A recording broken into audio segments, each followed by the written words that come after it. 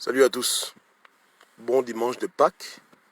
Et comme c'est la Pâques, je vais ici me prêter un exercice un peu difficile. Je vais parler de spiritualité et ça va vraiment secouer.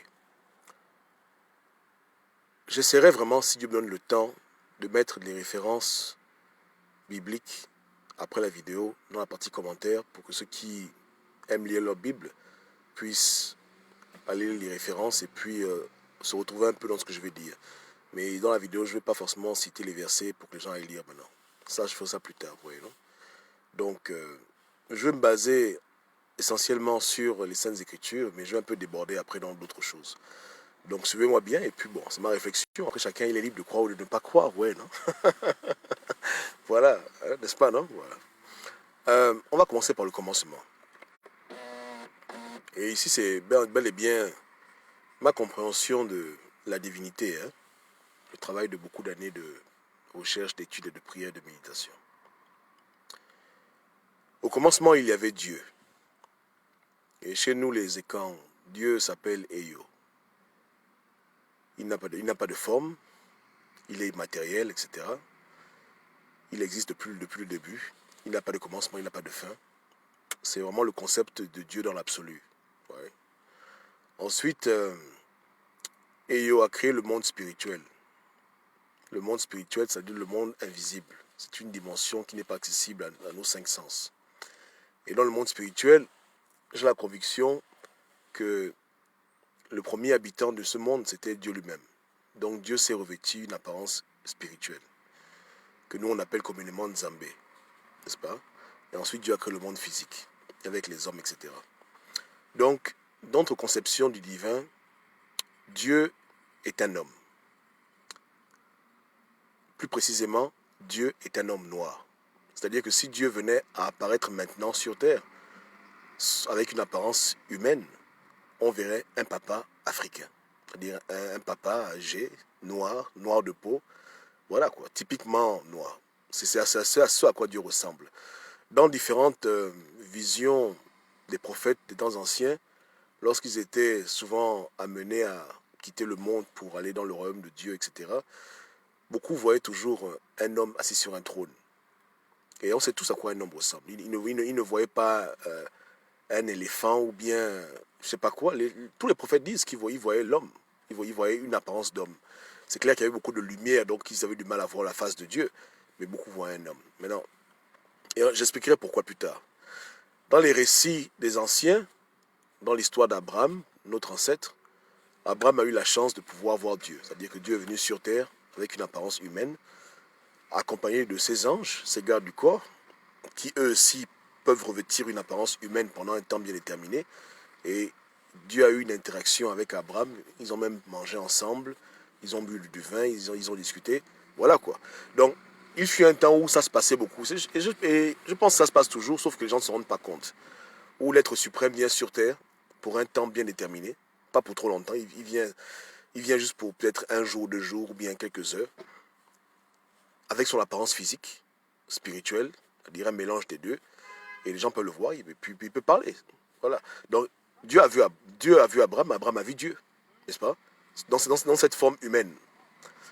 Les anges, qui sont aussi des créatures que Dieu a créées avant les hommes, des esprits que Dieu a créés avant les hommes, certains anges ont l'apparence humaine lorsqu'ils viennent sur terre. C'est-à-dire qu'il y a beaucoup de formes d'anges. Ange veut dire simplement messager. Hein? C'est-à-dire c'est les habitants du monde spirituel. Donc parmi les anges, il y a des anges qui ont des apparences humaines, qu'on appelle communément les archanges, un peu comme Gabriel, etc. Lorsque le prophète Daniel a eu la vision céleste et que Gabriel est venu vers lui, Daniel écrit qu'il a vu l'homme Gabriel, c'est-à-dire qu'il a vu un homme, mais qui était en fait un ange. Et c'est pas anodin. Et on va comprendre pourquoi plus tard. Pourquoi est-ce que certains anges ont l'apparence humaine, n'est-ce pas? Pourtant, ils ont été créés bien avant la création de l'homme, mais ils ont cette apparence-là. D'autres ont des apparences de lions, etc., comme les chérubins, les séraphins. Mais il y a aussi des anges de Dieu, des serviteurs de Dieu, qui sont comme des hommes. Donc, on voit que ça arrive. Et l'apôtre Paul en a parlé brièvement en disant que soyez hospitaliers parce que vous ne savez jamais lorsque vous pouvez abriter chez vous un ange, n'est-ce pas? Sous une forme humaine. Donc, Les anges de Dieu ont toujours fait des va-et-vient entre leur dimension et notre dimension.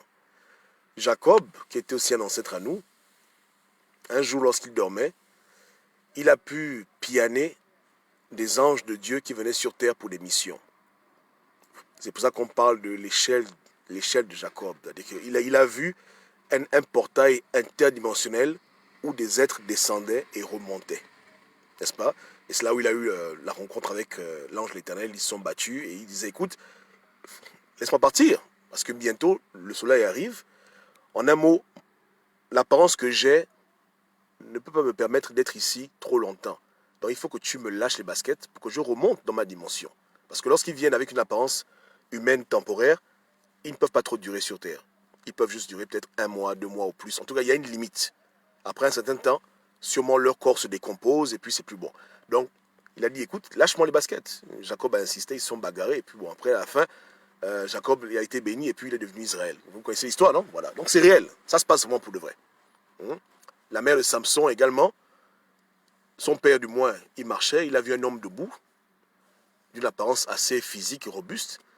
Et l'homme lui a dit, écoute, tu auras un enfant, il va s'appeler Samson, ne coupe pas ses cheveux, et cet enfant va délivrer Israël de la main des méchants. Et c'est après qu'ils se sont rendus compte que, oh, oups, j'ai vu Dieu. Bon, lui, il a dit Dieu, mais il a vu un ange de Dieu, il a vu un être qui vient d'un autre monde, qui est venu sur terre temporairement. Pas une vision où on ne touche pas, c'était tangible. Que tu peux le toucher, il a un corps physique pendant un temps, n'est-ce pas? Voilà. Donc, quand Dieu vient sur terre, pour des missions brèves ou bien pour des visites rapides, il revêtit une apparence humaine qui a l'image de son apparence dans le ciel et c'est bref. Mais il y a aussi des moments, et ce que les gens ignorent maintenant, et ce que je vais vous parler, on parle de la Pâque, il y a aussi des moments où Dieu vient sur terre, où les anges même viennent sur terre, pour un temps plus long. Et comme la durée sur terre doit durer très longtemps, ils sont obligés de naître. C'est-à-dire de rentrer dans un enfant, ou de rentrer dans un corps, d'habiter un corps en permanence. C'est-à-dire qu'ils ne sont plus là pour matérialiser un corps physique du néant, mais ils sont obligés de rentrer dans la création et de naître comme des enfants. Ça, c'est ça ce que les gens ne savent pas, mais ça se passe, n'est-ce pas? Donc voilà. Donc quand Dieu vient sur terre pour un long moment, il prend une apparence physique et il naît comme un bébé. C'est que là, il est venu durer. Il est venu passer peut-être 30 ans, 40 ans avec les hommes. Et c'est ça le mystère. Et voilà pourquoi on parle du concept de homme-dieu, Dieu-homme. N'est-ce pas? Maintenant, il arrive aussi que Dieu vienne sur terre et qu'il décide de ne pas se dépouiller, de garder son apparence céleste. C'est parce qu'au ciel, on ne peut pas voir Dieu. Quand on essaie de le voir, sa lumière nous éblouit les yeux, donc on ne peut pas le voir, on ne peut pas voir son visage. Et c'est ce qui s'est passé avec Moïse, parce que Dieu est venu avec son trône sur la montagne. C'est comme si le ciel et la terre se sont touchés. Donc il n'est pas venu sur terre physiquement, il était toujours au trône, mais le mont Sinaï a permis que les hommes puissent rentrer dans la dimension céleste. Et Moïse voulait voir Dieu. Dieu a dit, tu peux me voir, parce que dans ma forme actuelle, si tu me vois, tes yeux vont exploser, tu vas mourir. Même les anges ne peuvent pas me voir, mais toi encore pire un homme, tu peux me voir. Ça, c'est mon explication à moi. Mais Dieu lui a juste dit, écoute, tu ne peux pas me voir. Je passerai derrière toi, ferme tes yeux. Si tu me vois, tu vas mourir. Que nul ne peut me voir et vivre. Parce qu'il était dans sa forme glorifiée. Et c'est pour ça que Moïse lui-même, quand il est descendu de la montagne, lorsque les gens le voyaient, les gens avaient mal aux yeux parce qu'il brillait. Pas autant que Dieu, mais la lumière de Dieu était en lui et ça réfléchissait sur les gens. Donc les gens avaient mal aux yeux parce que Moïse brillait. Il était près de Dieu trop longtemps. Donc son corps était devenu radioactif. La lumière de Dieu émanait de lui. C'est pour ça. Donc Dieu peut apparaître aux gens sous plusieurs formes. Comme un homme simple, dans sa forme glorieuse, on ne peut pas le voir. On est obligé de fermer les yeux. Mais il peut aussi venir pour un long séjour. Et quand c'est un long séjour, il s'incarne. Et quand il s'incarne, il va naître comme un bébé. Il va grandir comme tout le monde. Mais c'est Dieu. Maintenant, on parle de Jésus-Christ, mais je tiens à vous préciser ici que son vrai nom, ce n'est pas Jésus-Christ. C'est le nom que les Européens lui ont donné lorsqu'ils ont traduit les Écritures. C'est le nom que les Romains, les Latins, les Grecs ont donné. N'est-ce pas? Le nom qu'il portait sur terre, ce n'était pas ça. Et nous, on a la conviction que c'était Dieu qui était sur terre pour un séjour limité, à long terme, plus ou moins. Maintenant, il y a des détails qui ne sont pas forcément importants pour nous. Où il est né, machin, c'est pas important. On sait juste que c'était un homme noir, c'était Dieu dans la chair. En un mot, Nzambé est venu sur terre pour un long moment, parmi les hommes, et il a enseigné, il a fait ce qu'il a fait, il a fait ce qu'il devait faire. Et je pense même que ce n'est pas la première fois que Dieu fait ça. Je ne pense pas que ce soit la première fois que Dieu vienne sur terre pour un long séjour. Et je soupçonne que s'il revient encore pour un long séjour, ce sera la même manière, il va naître, une femme va tomber enceinte, et puis il va naître, etc. N'est-ce pas? Sans qu'une femme vierge tombe enceinte, puis il va naître. Je pense que ça, c'est ma conviction. Ouais. Donc, Dieu est un homme. Sa forme spirituelle, c'est la forme d'un homme. Dieu est un homme noir. Noir pourquoi? Parce que c'est comme ça. C'est le Dieu des Blancs, c'est le Dieu des Arabes, il n'y a pas de problème. Mais comme j'ai expliqué dans mes anciennes vidéos, la différenciation au niveau des races, etc. est venue plus tard. Mais à l'origine, tout le monde était noir. Sur la terre entière, tout le monde était noir.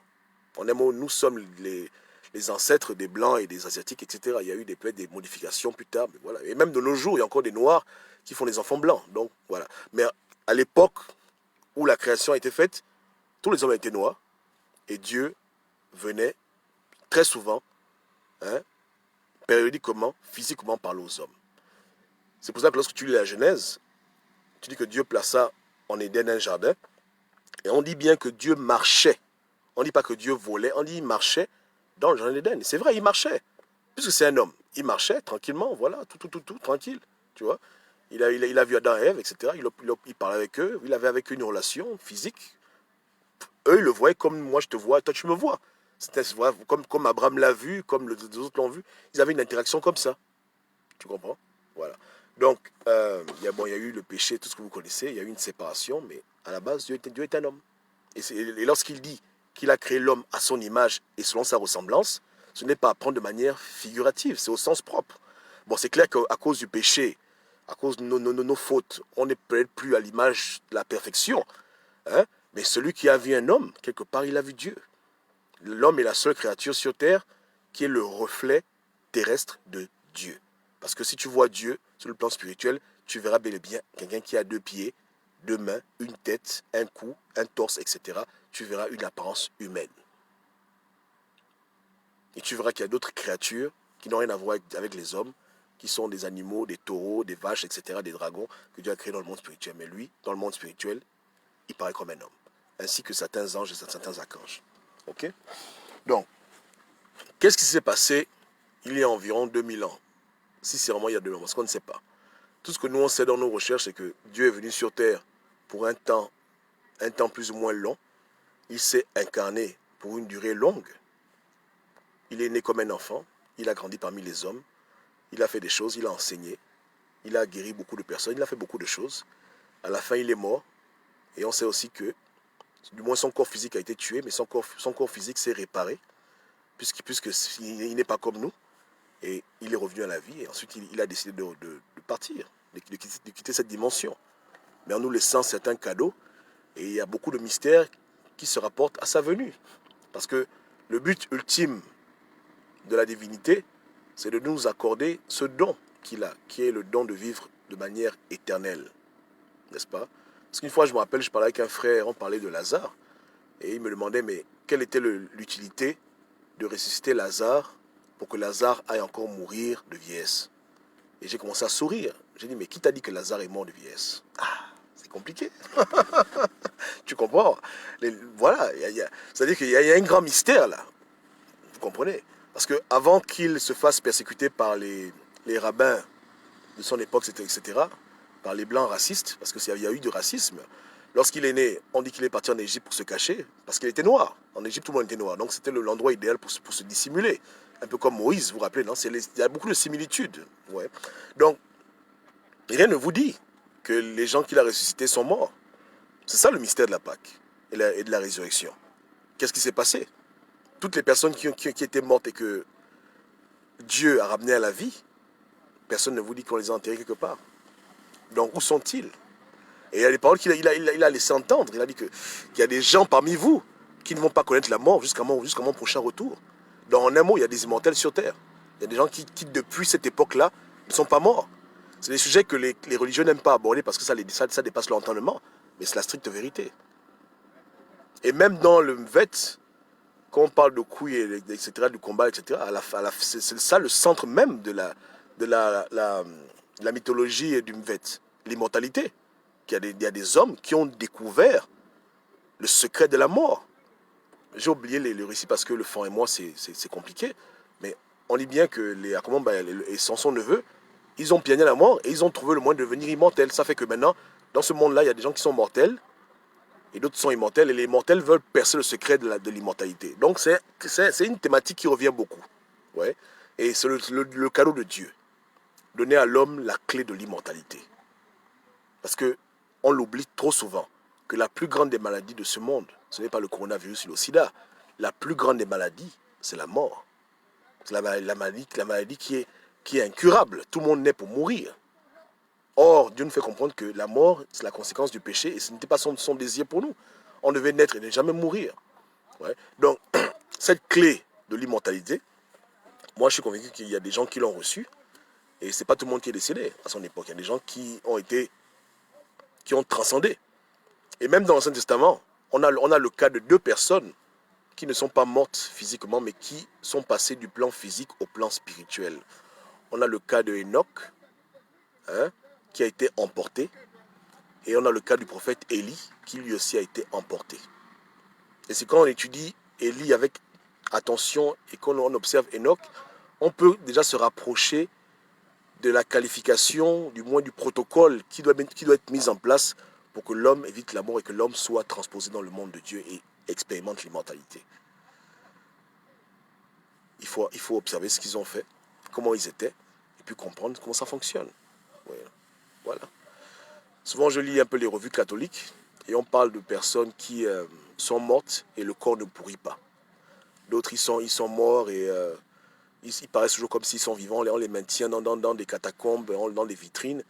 Je pense que quelque part, c'est un peu les prémices de ce qui se passe, de ce processus qui peut être enclenché et qui produit la vie éternelle. C'est-à-dire le corps physique ne meurt plus, ne se désintègre plus, ne vieillit plus.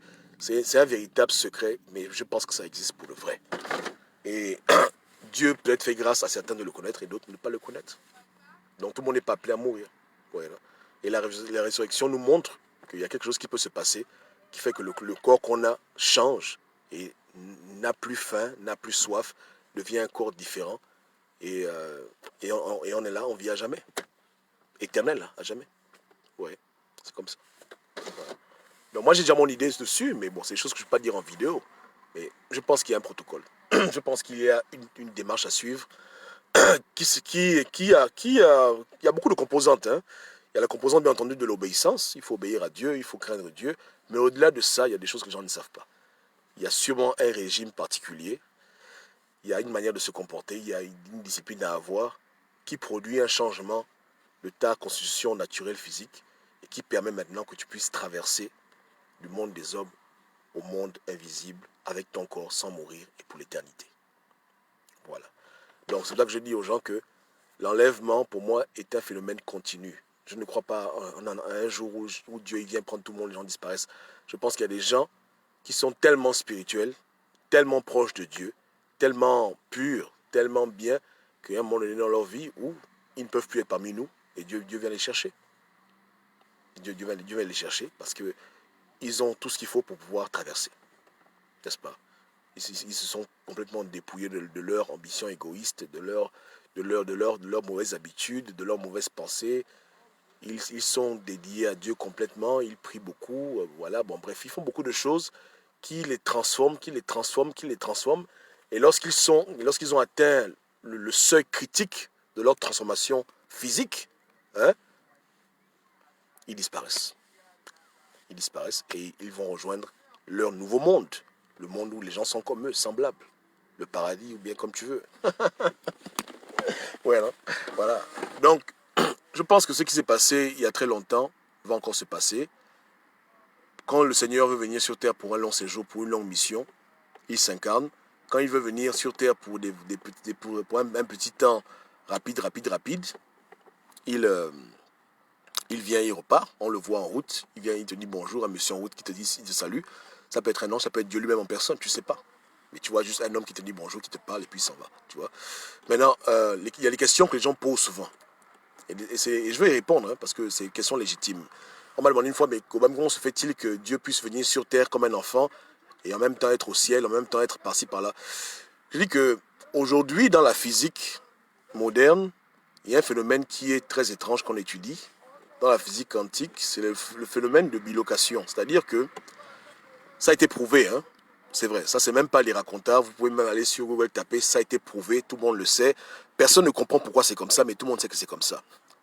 Les règles qui régissent le monde à grande échelle sont différentes des règles qui régissent le monde à la petite échelle. C'est-à-dire que lorsqu'on descend à la dimension de l'atome, il y a des phénomènes étranges qui se passent. Tu vois un électron, là on te dit que l'électron peut être à plusieurs endroits en même temps. Ça a été prouvé. Il y a peut-être 70 ans que ça a été prouvé. C'est-à-dire qu'une particule peut être à plusieurs endroits en même temps et pire, interagir avec d'autres particules dans cet état-là. C'est-à-dire qu'elle te touche, elle me touche, elle te touche, etc. Mais c'est une seule particule. Dès que tu l'observes, elle se met dans une seule position. Dès que tu ne l'observes pas, elle est partout en même temps. Elle devient comme une vague de probabilité. Hein? Mais dès que tu l'observes, elle s'écrase en un seul lieu. On appelle ça la dualité de la lumière. La lumière, les photons ont cette particularité. C'est-à-dire que les photons peuvent être à plusieurs endroits en même temps. Hein, et les électrons, pareil. Tout ce qui est minuscule. Et on sait que Dieu est lumière. C'est pas ce qu'il nous dit, non? Il nous dit que je suis lumière, machin. Voilà, donc c'est comme ça. Donc il y a un domaine de la physique qu'on comprend à peine qui explique ces choses-là. Comment Dieu peut être ici et là-bas en même temps? C'est la physique quantique qui va répondre à ces questions-là. Comment une particule peut être ici et en même temps elle est là-bas au fin fond de la Terre au même moment. Au même moment. Comment c'est possible? C'est le mystère de Dieu. Et la physique quantique creuse. Personne ne connaît pourquoi. On peut calculer la probabilité de l'électron, mais on ne sait pas où l'électron est. Même ceux qui font chimie maintenant, on vous ment. On vous dit que l'électron est dans la couche S, machin, c'est les histoires, tout ça. On ne sait pas où il est. On dit juste qu'il y a de fortes chances de le retrouver ici.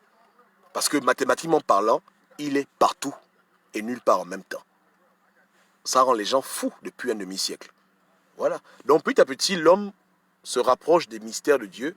Et ça fait qu'aujourd'hui, des questions telles que comment Dieu fait pour être sur Terre aussi en même temps, se répondra rapidement. C'est la bilocation.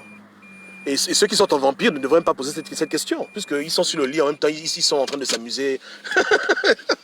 aucune offense, hein, pour les voyageurs de la nuit. Mais eux, moi, ils comprennent ces choses. Hein. Le gars, il est là, il dort, en même temps il est dans notre pays en train de danser, il est en boîte de nuit. Alors plus forte raison, Dieu. Donc, ce n'est pas des questions qui devraient troubler les gens. Vous comprenez? Mais de temps en temps, Dieu collapse sa fonction et il vient sur Terre pour une longue durée. Tout dépend des missions. Lui et ses anges, ça dépend. Quand la mission est courte, ils viennent rapidement. Quand la mission est longue, il s'apprête et il vient comme un enfant. Voilà. Donc, la résurrection est réelle. Dieu est réel. C'est pas la blague. Et c'est le mystère du siècle. L'immortalité. Et c'est la promesse de Dieu. Et moi, je pense que ce n'est pas une promesse qui est faite pour dans 600 000 ans. Ceux qui cherchent ce secret-là, c'est le plus grand secret du monde. Si Dieu leur fait grâce, Dieu va le leur révéler. Il leur a dit hein, que celui qui croit, il a dit que celui qui croit en moi ne mourra pas. Mais il y a degré et degré de croire en quelqu'un. Tu peux croire en quelqu'un, tu vas seulement à l'église le dimanche. Tu peux croire en quelqu'un, tu peux être dévoué, dédié à lui. Mais ceux qui cherchent trouveront. Et c'est la récompense. Et c'est réel. C'est réel. C'est un grand mystère, mais c'est possible. C'est comme j'ai dit, on a au moins 2 exemples dans les Écritures. On a Élie, on a Enoch. Mais il n'y a pas que. Moi, je vous dis que Lazare n'est pas mort. Lazare n'est pas mort. Marie-Madeleine n'est pas mort. Toute la clique qui l'entourait, beaucoup ne sont pas morts. D'autres ont été persécutés, mais d'autres ont traversé. Ils sont allés dans l'autre monde physiquement. Que Dieu nous guide. Posez vos questions en bas, je répondrai plus tard. Ciao, ciao.